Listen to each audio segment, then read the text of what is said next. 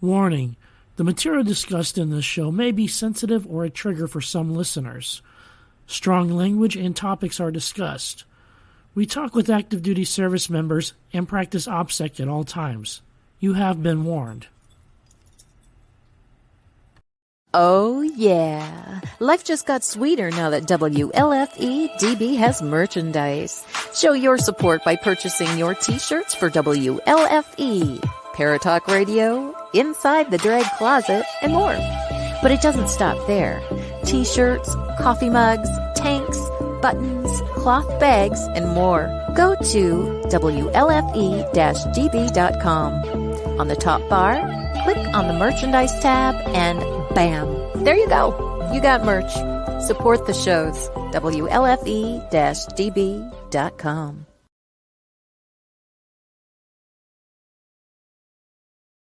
The Bipolar DM, Jason Caughton. His show talks about Dungeons and Dragons, indie writing, and living with a mental illness, in particular bipolar disorder, borderline disorder, and major depression, among other diagnoses. Check us out right here on Saturdays, 7 p.m. Eastern, also on WLFE-DB.com, and wherever else you listen to podcasts. So take a seat, sit back, and get ready for the Bipolar DM. Welcome to the Bipolar DM broadcast. I am your host, Jason. This is a show about Dungeons and Dragons, indie writing, and living with a mental illness, in particular bipolar disorder, borderline personality disorder, and major depression, among other diagnoses. If you want to get a hold of us, you can reach us by email at thebipolardm@gmail.com. Also visit my webpage, www.thebipolardm.com. There you can find previous episodes of my podcast, as well as links to the live show. And it's more up to date than my webpage, just because it's a little bit easier platform for me to work from my phone, from my tablet. And so if you want to go to Facebook, to our Facebook page, it is at Bipolar DM. Like I was just saying, it's a little bit easier platform for us to work from than the webpage. And we keep up to date with articles, videos, and other items that pertain to Dungeons and Dragons and Dungeons and Dragons, indie writing, and living with a mental illness. If for those of you who are fans of the show and like to support us, we do have a Patreon account. If you consider joining our Patreon page, it is patreon.com/bipolardm. And we have goodies available at each tier of support. So, which is buttons, t-shirts, and stickers, just depending on what level of support that you are doing. But be sure to check that out. We also do have merch available too. So if you don't want to do the monthly support, you can also support us through buying merchandise, such as the Bipolar DM t-shirt and our buttons and our stickers. In today's show, we are going to have Josh on. He is a professional dungeon master and been playing for a few years, and we're looking forward to having a conversation with him. So let's go ahead and bring him on board. Hello, how's it going? Oh, it's going, Jason. How are you doing? I am doing great. I've been looking forward to this conversation since our pre-interview. Yeah, me too. Let's go ahead and just get started with the very beginning, which is what got you into Dungeons and Dragons in the first place? Oh, God. My dad. Oh, right. My big old nerdy dad back in the 3 and 3.5 days. Third edition had just come out, and I was 10 or 11 maybe. He said, "Hey, I just got these D&D books. Do you want to play? Go grab a couple of your friends, and we'll play D&D." I was like, "Oh, okay, whatever." Yeah. And then 6 months later, the 3.5 books came out. I was like, "I'm not buying that shit." Yeah. Isn't that how third edition all the way? Yeah. Yeah. So how did he get started? Is he an original player, or did he just get involved when the 3.0 game came out? Oh no, he is. I want to say he bypassed first edition and started playing in AD&D Okay. second edition. Um, that's all the only thing I can base that off of is the AD&D books I have on my shelf back here. Yeah. uh, most Yeah, of my that's a shelf is totally covered different. in most of it's covered in Forgotten Realms stuff Yeah. with third edition. Good times. So now when you got started, when did you what kind of got you hooked into it? I mean, it's one thing, your dad getting you involved in all that, but what was really the hook that got you going with Dungeons and Dragons? Um, I think for me it was my character. Mm-hmm. My very first character was a half dragon ranger, and my specific half dragon ranger, because I was 10 or 11, could was a chromatic dragon that could also polymorph into a adult sized dragon. Oh, sweet. So I decimated many a room with this guy. When the numbers were against us, I bust out in a big old dragon form, waste them all, and pop back down. It was good times. Needed a quick escape. I'd grab everyone and fly away. Yeah, that sounds like That and the Dragonlance books. That was kind of my foray into D&D. I think I read the Dragonlance books. I want to say I read them before I started playing. I think. Yeah, that's same with me. I started off with Dragons of Autumn Twilight, and then I found out that it was based on a game. Yeah, and that's what got me hooked was reading Dragonlance Out Dragons of Autumn Twilight, the very first book of the trilogy, and then from there jumping into the game was kind of a natural thing. Yeah, totally. So how did you get started making that leap, though, from just playing to now being a dungeon master? How did you get into being a DM? Well, it was something that I wanted to do for a long time. Like I run games here and there for, friends and, family stuff like that. But it didn't really turn into a whole thing. But I had gotten it in my head that I wanted to write my own adventure, not just run like Tyranny of Dragons or something. Mm-hmm. Something that had been done over and over again. So I set out to write a homebrew, and then in that, I doing research for my own homebrew stuff. There was, I didn't even know people could get paid to be DMs, and I found a bunch of paid DMs. And I was like, this is awesome. I would love to do that. That's so cool. Right when COVID hit, I was like, this is the time to do it. I'd just gotten laid off. I was like, if I'm gonna start a business, it's gonna be now. Mm-hmm. So I set out to do just that. Ran a few adult games, started a kids league, and then it turned into a kids summer camp. Mm-hmm.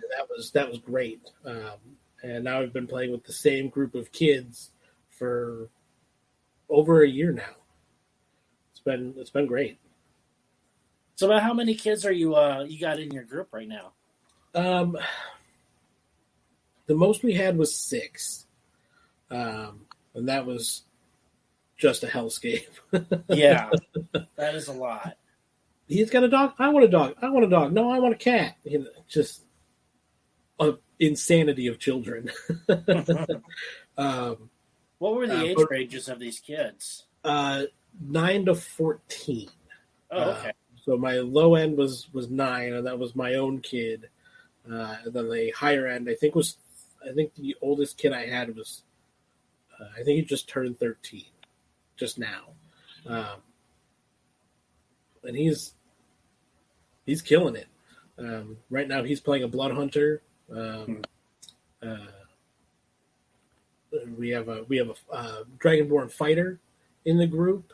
Mm-hmm. We lost our barbarian and our rogue, unfortunately, They had other commitments that they decided they wanted to partake in.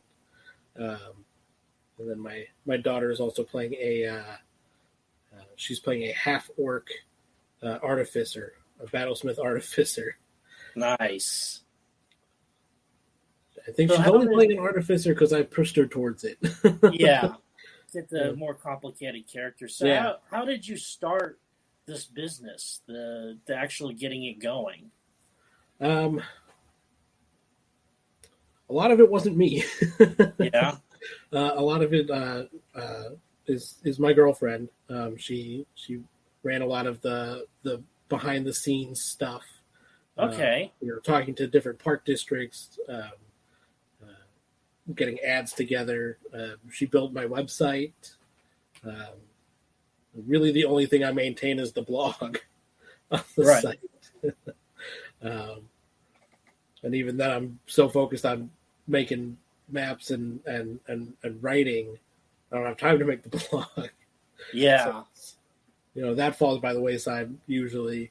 But a lot of it, I have to attribute to her. I said, "Hey, I want to start this," and she said, "Okay, let's do it." Let's do it. I like that. So, how many games altogether are you running? Just one game, or do you have multiple games going? Well, we just finished our season, so I usually take a little between, like 3-month stretches. I usually take about a 2 or 3 week break to ramp up and make the next story arc and new maps and whatnot. But right now I am only running the one game, just because now I have a full-time job and I got to do that too. Yeah, got to bring home the bacon.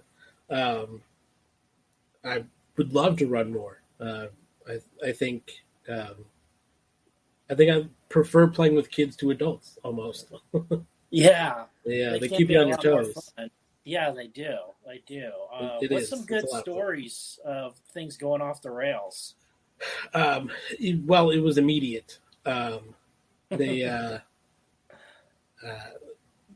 climbed on a statue and it teleported them to a different world, like session 2.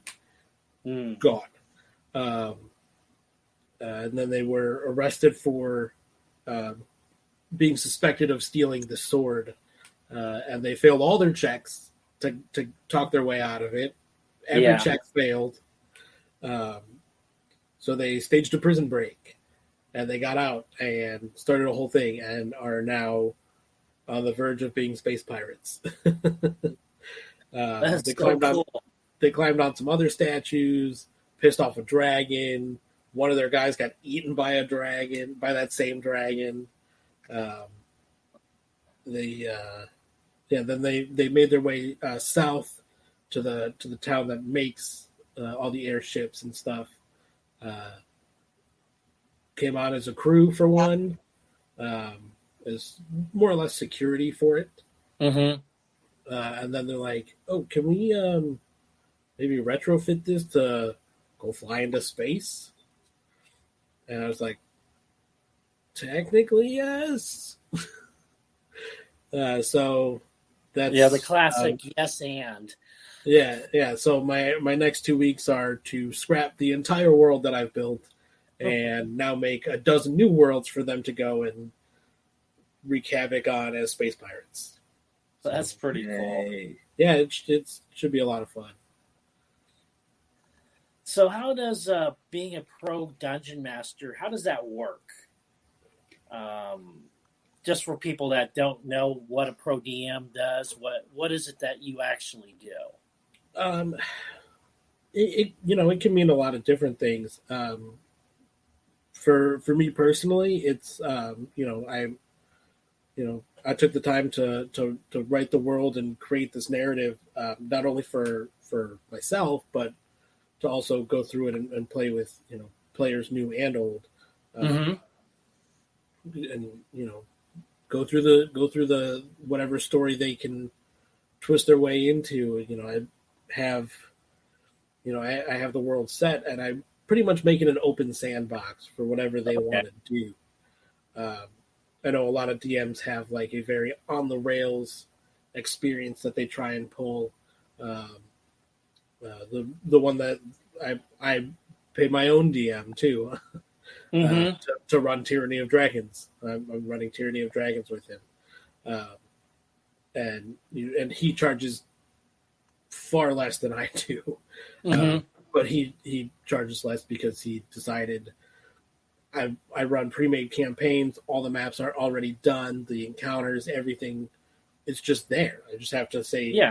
go here's the world. Go do the thing. Go fight Tiamat eventually. Right. Whereas crafting a world and making all the different intricacies of it takes significantly more time. Yes, it does. Yeah, and he we have conversations about it all the time. Like, I think he's working on a homebrew for himself too, that he'll probably charge a little bit more for, Yeah. which I would love to play. Yeah. So getting into it is hard though. Yeah. So I mean, you got the website set up, and you direct your traffic towards that, and so. I mean, how do you pull this game together? I mean, is it just like pulling together a regular game, where you just put it out there and see who bites? Or, I mean, how do you get customers?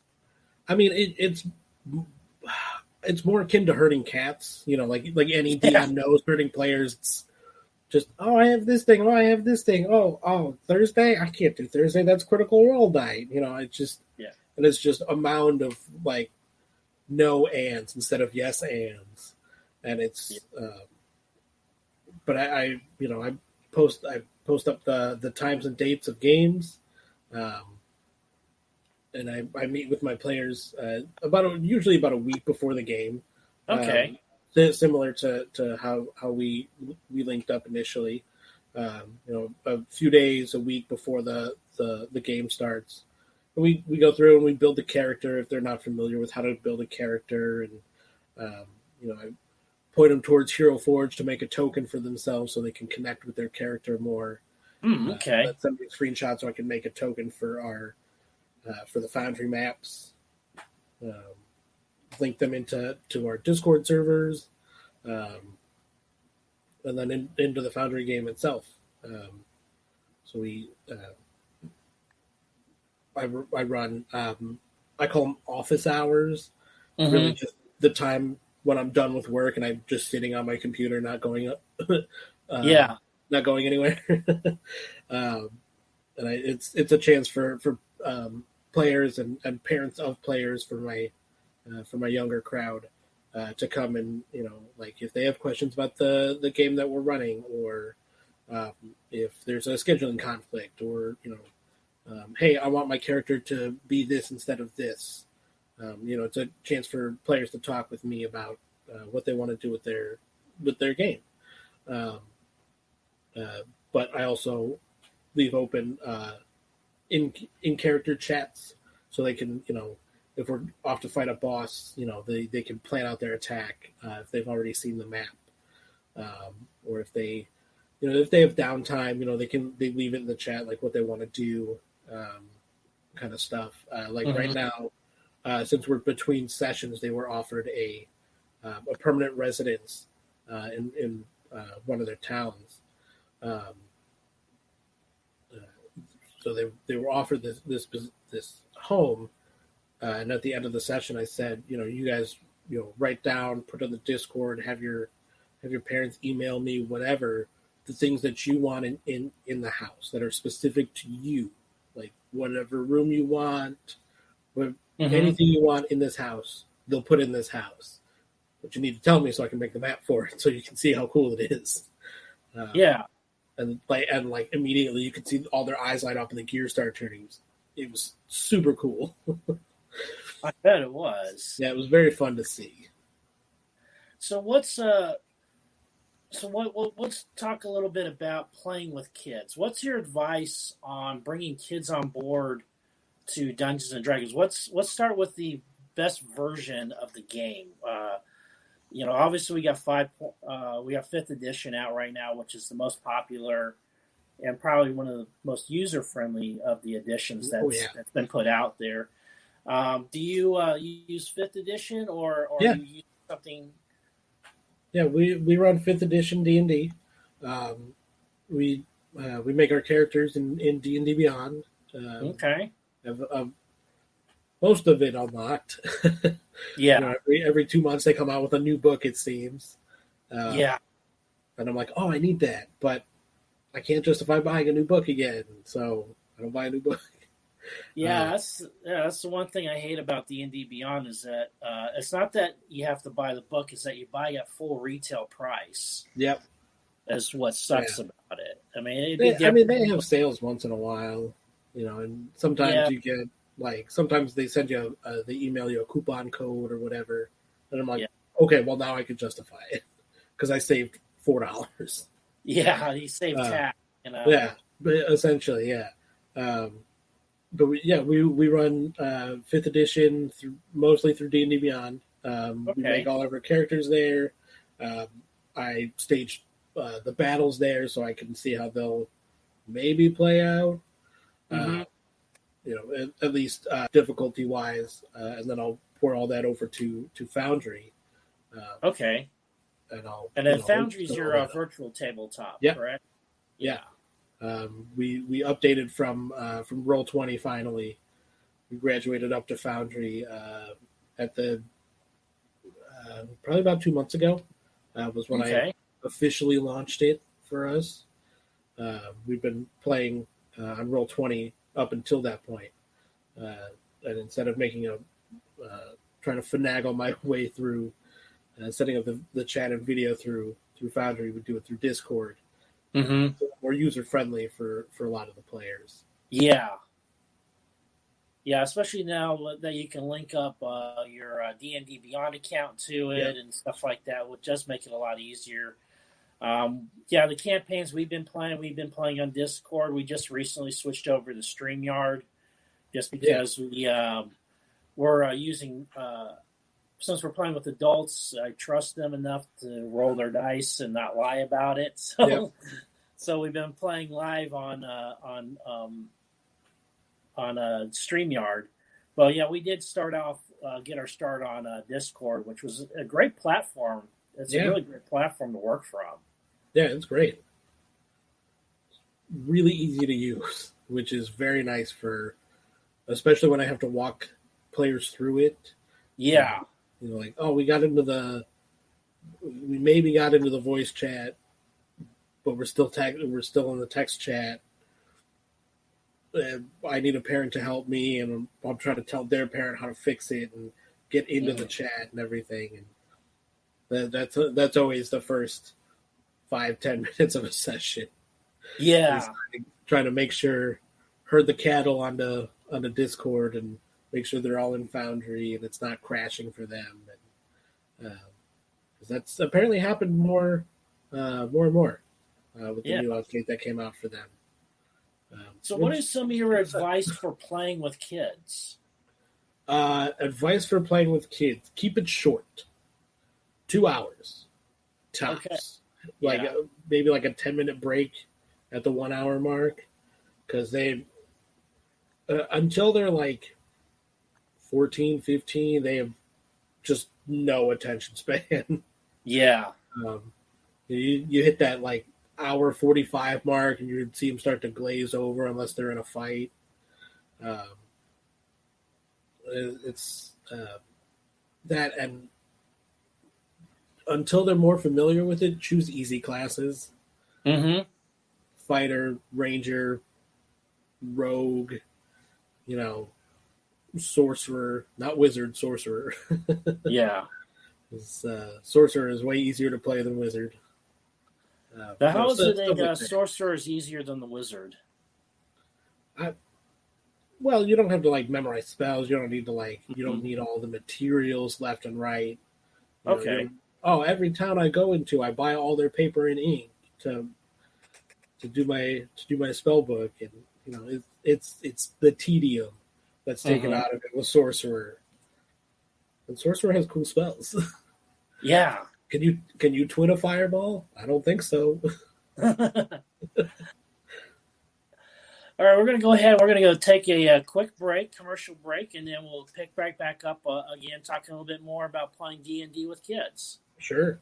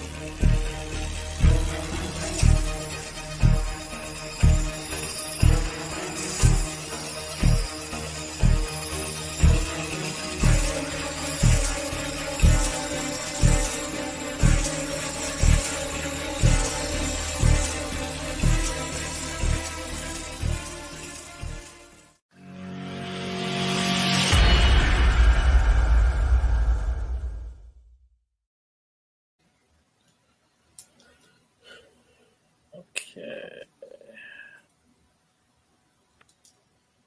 All right, welcome back.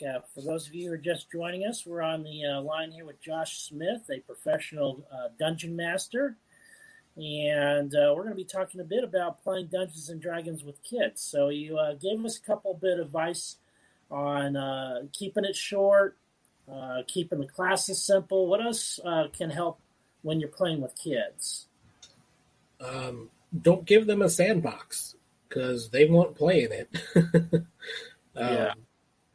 They don't like being forced into stories any more than any other player, than any normal adult player. But just give them a few options. Yeah. Oh, this guy needs here's a fetch quest, here's a kill quest, here's a diplomatic quest. Mm-hmm. Give them options here and there, and then breadcrumbs and red herrings. They love those. I threw one at my players that they just realized that I hit them with. They'd been tasked with recovering a blade for one town. It was like their town's sacred blade. Hasn't been wielded in 1,000 years, kind of blade. It had been stolen, and they been tasked with taking down, finding whichever member of the cult stole it and grab it and bring it back. However, when they went to the town that creates airships, they stumbled across a blacksmith that made a few weapons for him, and then requested that they find a blade called the Demonic Avenger, and if they brought that back to her, she would give them this sacred weapon, the Violet Heart. That belongs in a different town. And they were like, "Oh, we got to find the sword. We got to find the sword." They ended up finding the Violet Heart with the cult. Just like 2 sessions later, and they were like, "Wait, the lady in the town said she had the sword." Like I'd never thrown a red herring at them before, and they were like, "Hey, wait a minute, she said she had." I'm like, "Not everybody tells the truth in this world. I don't know what to tell you. People lie, man." Yeah. It was mind blown. It was awesome. Yeah, I like video games. So yeah, I can actually throw out red herrings and stuff like that. So, yeah, I enjoyed that one very much. So what about other just pro tips as a dungeon master?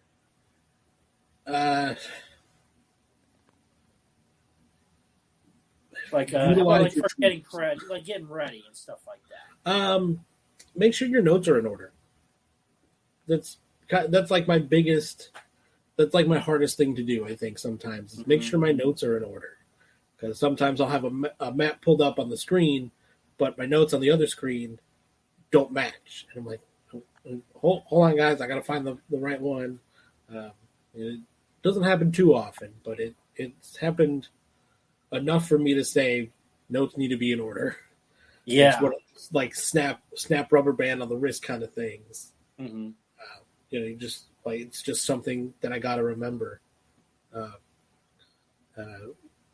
think my biggest thing is when I build a world, I make the world, I make the map for the world first, and then I populate the cities and towns. Okay. And when I populate the cities and towns, I make separate, like Google Doc things for it, for each town. What the population is like, who runs the town, some important people, some shops. What's going on in this town at this time when the players will show up. Maybe, do they have holidays? Do they, stuff like that? Just general information about the town. Okay. Some clues here and there that they might be able to find about whatever story arc they're on. Sometimes they ask about trade things. Doesn't come up too often with kids. Yeah. So, sometimes with kids, less is more. A lot of times with them, totally see that. Totally see like that. Yeah. there's a town. There's a lot of buildings, but only 4 are important. Focus on the 4 important buildings. They'll ooh and ah at the map, and they'll wander around, and they'll ask about a few different places that aren't the specific places that you made, and that's that's where having prepared notes comes in handy. Maybe they bump into an important NPC coming out of one of the houses, and that's now their house. But it's not like it's very different than playing with adult players, right? You don't. They like to fight. They usually like to dungeon crawl. They're not so hung up on storylines, unless you can find a way to get them really, really involved, which is kind of hit or miss for me. Sometimes they're super into it, and other times they're just like, I just want to hit stuff, or just want to stick it with the pointy end. That's it. Yeah. And so sometimes you roll with the punches, and this town has a fight club now. Go fight stuff. There's a young dragon, rampaging through the countryside. Go kill it. Oh, there's a Hydra. Go on, Hercules, take it out. Yeah. Sometimes they really like fetch quests for some reason. Nobody likes fetch quests. Yeah. But sometimes they cling to it because a fetch quest usually involves a dungeon and a boss fight, and they like boss fights, especially when the bosses have layer actions, and they're like, "Oh man, it keeps us on our toes and makes us pay attention more." Yeah, I noticed that with my own kids when I had my kids' game going. What we did, we used dungeon tiles, and the kids would set up the dungeon, and then I'd populate it, and we just do a classic dungeon crawl, and just murder hobo the whole thing, and the kids loved it. They love it. It's amazing. And it's like the same thing over and over again every week. We just kept doing, they just made a different dungeon, but it was, no storylines or anything like that. Yeah. A lot of, until they get like actually into it and maybe a little desensitized to the violence that can happen in D&D. Mm-hmm. I try to avoid like actual animals like wolves and dogs and stuff as enemies, and anything humanoid. Okay. So they fight a lot of spiders. Most of them understand that goblins are usually bad. So goblins are okay. Werewolves are kind of a gray area. They know that werewolves are bad. Yeah. they'll fight the werewolves, but if you throw wolves at them, they will automatically try and befriend them. Yeah. And it works about half the time, and then they have wolf companions for the rest of the time. That's always interesting. They usually challenge them to, well, what does your wolf eat? He needs water. How are you going to get him up this hill? I throw the little challenges at them to see if they can kind of think it out. And then when they do, I just kind of drop that mechanic. It's just kind of it kind of becomes a moot point. Like, oh, your character understands how to do these things for his companion. Have fun. Yeah. Your dog goes on your initiative, right after you, and that's that. He is your friend. Yeah. We love that. But if you throw wolves at them, they will befriend them. It's just a fact of nature. Yeah, we did a lot of undead, a lot of zombies, skeletons, stuff like that. Yeah, stuff like that is fine. But stuff that's like obviously like this is a bad thing. Usually they'll avoid fighting like humans and elves and stuff, even if the humans and elves are attacking them. We'll try and use diplomacy to get out of it, which is totally fine, and I very much encourage it. I try and make those more diplomatic encounters than physical altercations, and they seem to like that. That's a good life lesson too. Yeah. Not everything needs to end in a throwdown. Sometimes you can solve your problems with words, kids. Yeah, that's a great life lesson for Dungeons and Dragons right there, is to talk your way out of a situation. Yep, until you have a trigger-happy gunslinging fighter who just shoots anything that moves. And then that just kind of derails everything anyways. Yeah. Unless the party throws him under the bus, which has happened once or twice. It wasn't us, it was him. Take him, leave us alone. And they usually take him. And then it's a prison break again. Which they also love. They skill challenges. I do a lot of festivals when they go through towns. I usually have I usually kind of base the skill challenges around the skills of the party. So if they have a fighter, I'll do like boxing, or if they have a rogue or a ranger, it'll be like an obstacle course kind of thing. Okay. Barbarian, sometimes just to throw off the barbarians, instead of having like an arm wrestling thing, I will throw a pie eating contest at them. Oh yeah. And you got that high con, you're going to use it. Yeah, do those constitution saving throws versus throwing up. Yeah, all day, and pie eating contests are always a big hit. Everybody does them. That's pretty cool. Actually, coming up with some extra stuff that's not quite standard D&D. That's what I like about it. Yeah. I like to try and mix it up for them a little bit. That's not like, oh, here, go here, fight this dude, talk to this guy, get the thing, bring it back, go fight this other thing, do the thing. It's having a broader spectrum of tasks for them to do. It not only keeps them in one place for a little bit longer until they go off the rails again. Yeah. It helps them to connect with the town that they're in, and sometimes they connect with like NPCs and things like that. One time I ran a festival, and I don't really have anything for our sorcerer, so I had a future version of them travel back in time and set up a tent and talk with the player about their future and where they were going to end up, and things that they would do and how heroic they would be in the end, and stuff like that. And it really, like, you could see, like, even in a camera, like, you could see it really resonated with her, and that was that was a really special moment.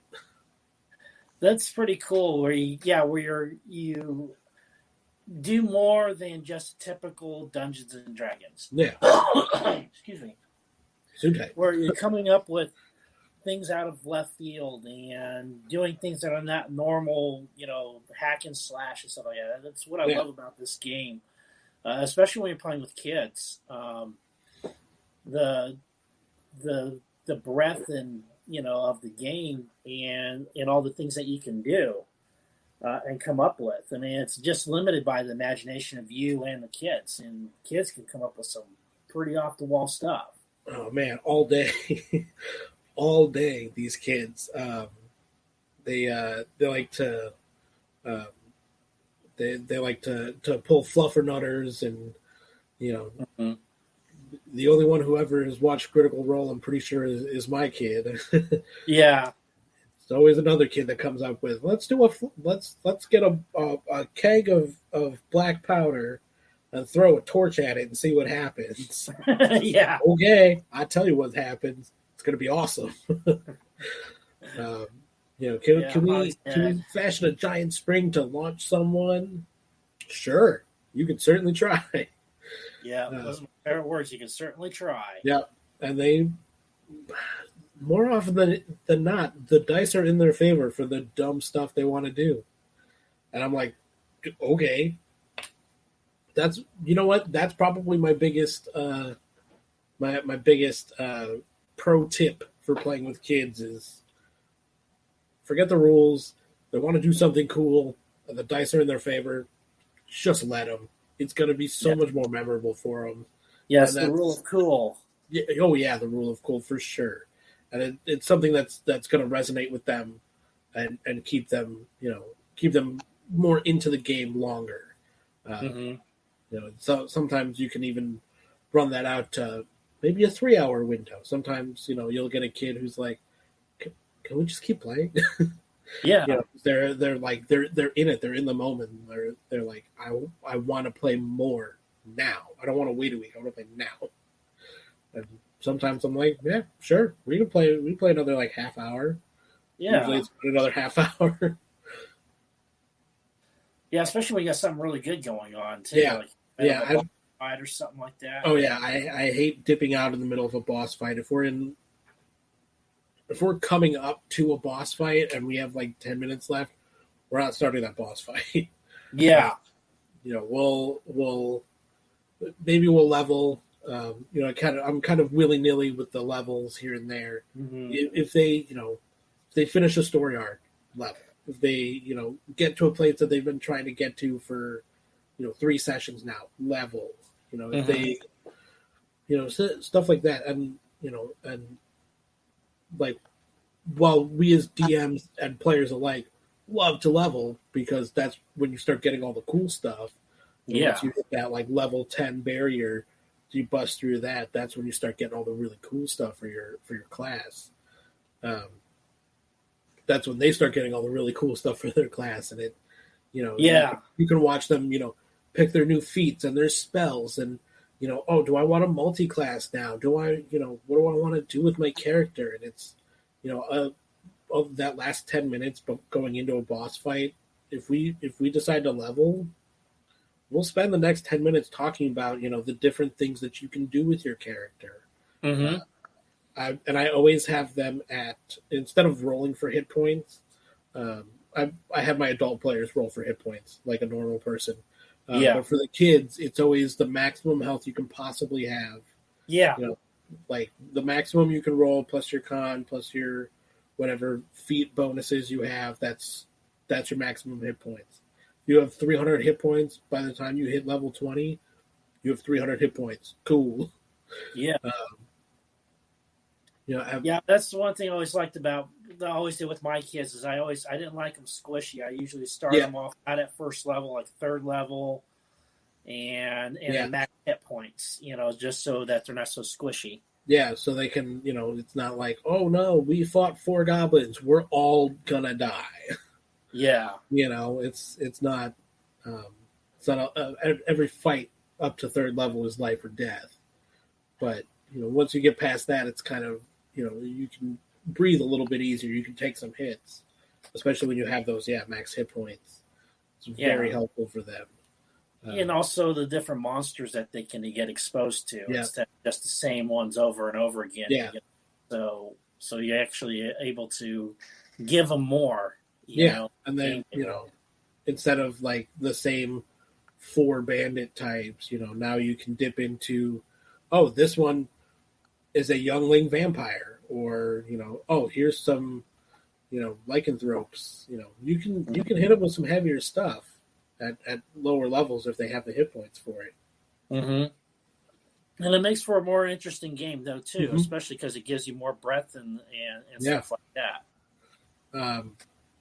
Give them a vehicle. Give them a skyship, a boat. There's motorcycles in Avernus. Give them one of those. Stuff like that. You give them something cool, that's gonna resonate with them. Like my guys, they have an airship. That airship is equipped with a magic cannon on the front end, and it's got harpoons on the sides that they've taken out many a wyvern with. Wyvern and rider alike they've taken out with. And when they make that hit, it's a big hit, and they're all about it. I want to shoot that harpoon right at it. Make the sound effect too. Have to. Yeah. And they roll it, they hit it, and that thing goes down with its rider. Bye. Yeah. Bye. Do double max damage for criticals. Mm-hmm. So if you roll that nat 20, you get to do double the max damage your dice can do, plus your bonuses times 2. Nice. So that's a hit. Yeah, nobody wants to get a critical hit and do 7 points of damage. Yeah, you want to you want to hit that thing, and you want to hit it hard. You want to, I hit that thing with a natural 20. That's 30 points of damage. That's awesome. That is pretty awesome. I like that. Yeah, and that's the those are the moments that you see all their eyes light up. They're like, yeah, I hit it. I got that natural 20, and that thing dropped. It's headless, it's torso-less, it's missing an arm maybe. That thing's gone. And as they get older, you can get a little more gritty with the details. Yeah. Back when we first started playing, when I was still trying to see what worked and what didn't work for the kids, you kind of, especially with younger kids, you lose the ability to be like, oh, you cut his arm off, and there's just this big Monty Python style blood splurt. That's just continuing to go, because that's D&D. Yeah. But you miss that when you have younger kids. But as you get to connect with kids more and more, you kind of are like, okay, I understand that this is okay for this kid to hear and understand. It's probably not going to give them a nightmare for the next 2 weeks. Yeah. So you can, you bisected this guy, shoulder to hip, and he kind of slips. Yeah. And makes a gross sound when he hits the ground, and they're like, yeah, they love that. They start getting a little gross.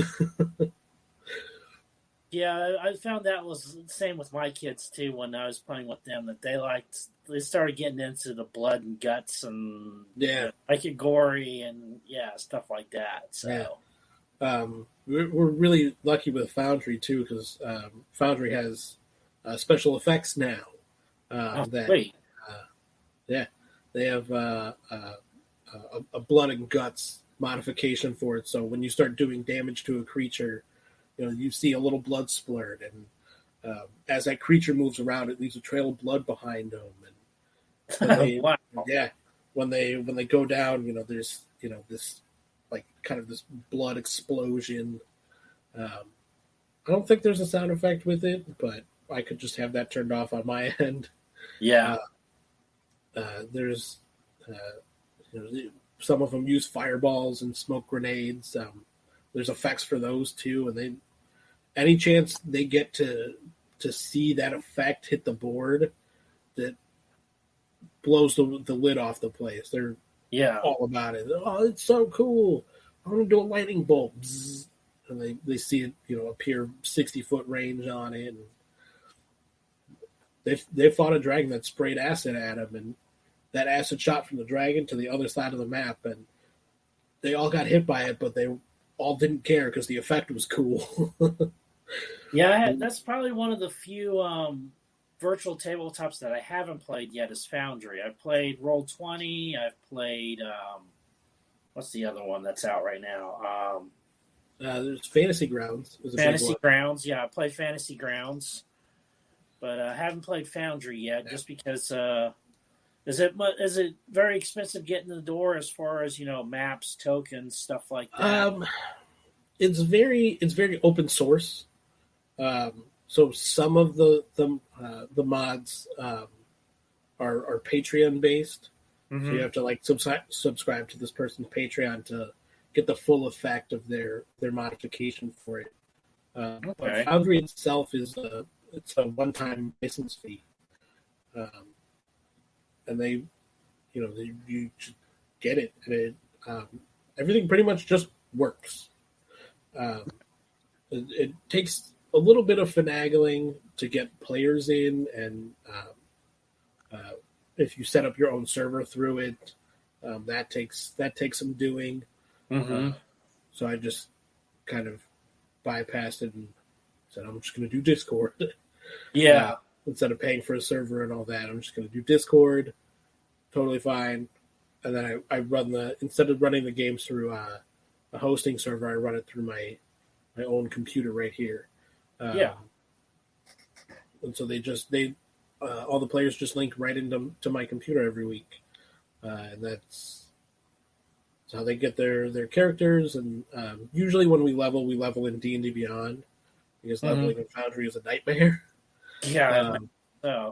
Yeah, so we level in D&D Beyond, and then before each session, I'll port the newly leveled characters back into Foundry, and make sure that they're linked with the right tokens and login information and stuff like that.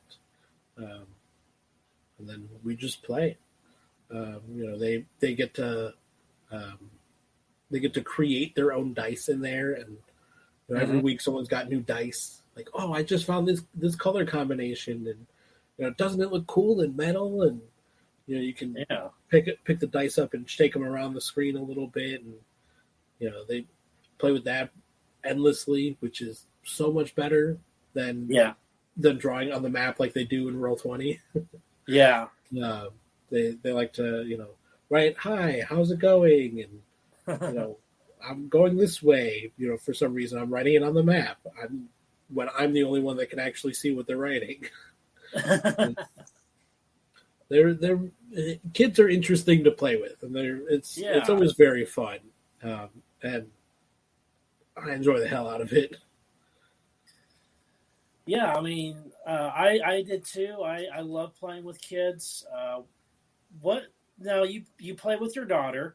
Mm-hmm. Before we tie this up, let's just go ahead and go a little bit into that. How was it like playing with your own kids versus somebody else's kids? Well, I know what my kids like, Yeah. So some of that is a little bit easier. It is easier to DM for my own kid than it is to DM for other kids. My daughter plays in her weekly game with us, but my son is too young to really play D&D, so we play that the Adventure Begins board game with him. Loves that. Asks me every day can we play that D&D board game, Dad? Can we play it today? Get them started young. Yeah, definitely. They all they need is a D20, and that's the whole game. There's like 2 attacks on there, and you declare your attack, roll the dice, and that's that. You move on to fight the next thing and deal with the next thing, and he loves it. We try and play it more than we should probably. Yeah. It gets a little predictable after a while. Yeah. As an adult, and for my daughter who's a player, and she's like, okay, I kind of know what I'm doing now. Yeah. But for my daughter specifically, it's I like to think that it's brought us closer together. Mm-hmm. She's 11 going on 15. Yeah. How that got that attitude and everything, but she will still sit down every week and play D&D and love it every time. That's awesome. And it's really our like point in the week where it's we get time to sit down in the basement next to each other and just kind of just connect and enjoy our company. Yeah, it's a good time. Well, it was great having you on, Josh. It was awesome talking with you, and we're going to go ahead and put you in the back room for just a second and then tie this up. Sure. But thank you again for coming on and talking with us about being a professional dungeon master. Yeah. NYMB.online. Yes. Go ahead. Plug your site in. Yeah. I'm on Facebook as Not Your Mother's Basement Gaming, and or NYMBG. Okay.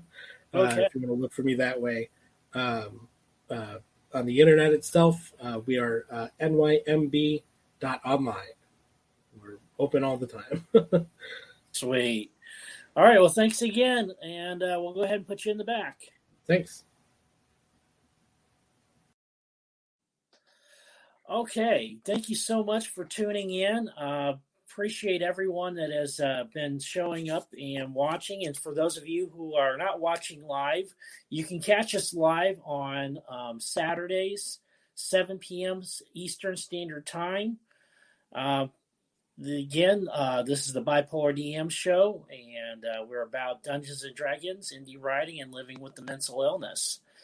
You can also watch us live not only on Facebook at Bipolar DM, but also on Twitch TV. So it's twitch.tv/Bipolar the Bipolar DM as where you can find us there. And also, if you just do a search on YouTube, if you just do a YouTube search for the Bipolar DM or the Bipolar DM show, we don't have enough followers yet for our own channel yet, but we're working on that. So be sure to subscribe and jump on board with that. And we'll go ahead and close this up real quick.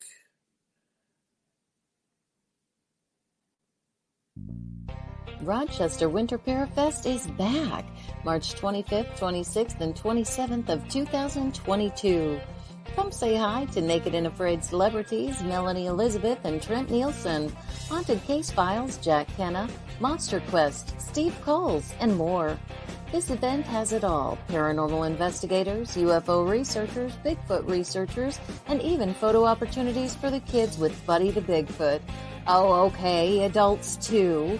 Come on down and get a tattoo from Ink Master Tony DeVille. There are psychic gallery and individual readings, as well as radio personalities, authors, jewelry, makeup artists, and so much more.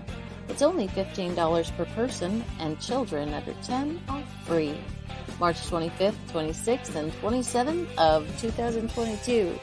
For more information, go to WLFE-DB.com. Yes, Winter Parafest is back. Valley Oak Event Center, Geneseo, New York, next to Denny's.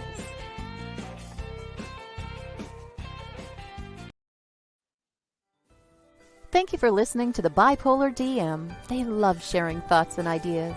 See you next week, 7 p.m. Saturdays on WLFE-DB.com, where our shows are your shows, and that makes for great talk radio.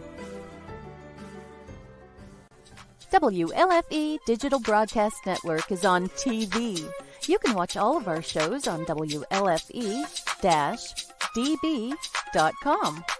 Check out our channels: Paranormal View for all of your paranormal type shows, LGBTQ friends for all of our LGBTQ shows. Variety Unlimited for all other shows. It runs 24/7 right on WLFE-TV.com. You'll even catch the lives, all in one place. Never miss an episode, past or future. WLFE-DB.com, where our shows are your shows.